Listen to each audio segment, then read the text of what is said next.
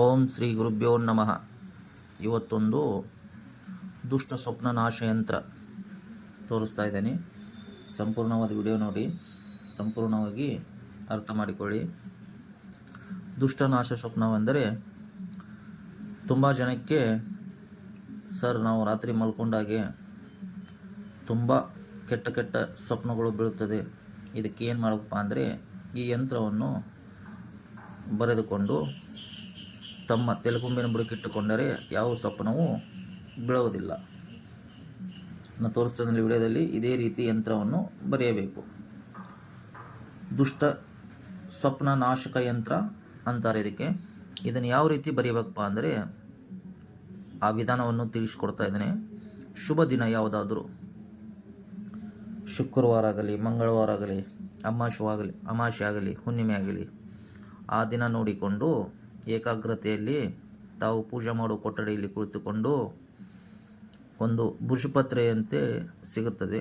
ಆ ಭುಜಪತ್ರೆಯ ಮೇಲೆ ಮೊದಲು ಈ ಯಂತ್ರವನ್ನು ಗೋಪಿ ಚಂದನದಿಂದ ಬರೆಯಬೇಕು. ಬರೆದು ನಂತರ ಧೂಪ ದೀಪಗಳಿಂದ ಅದನ್ನು ವಿಧಿಪೂರ್ವಕವಾಗಿ ಪೂಜೆ ಮಾಡಬೇಕು. ಪೂಜೆ ಮಾಡಿ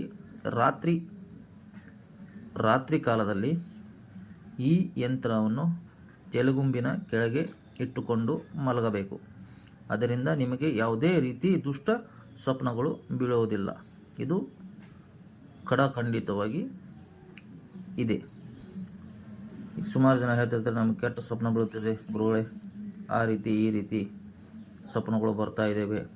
ಮಕ್ಕಳಿಗಾಗಲಿ, ದೊಡ್ಡವರಿಗಾಗಲಿ, ಸಣ್ಣವರಿಗಾಗಲಿ ಸ್ವಪ್ನಗಳು ಬೀಳ್ತಿರ್ತವೆ.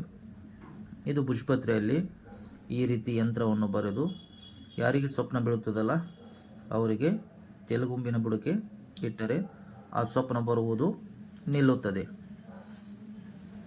ಇದೇ ರೀತಿ ಸ್ವಪ್ನಗಳು ಬರ್ತಾ ಬರ್ತಾ ಕ್ರಮೇಣವಾಗಿ ನಿಲ್ಲುತ್ತದೆ.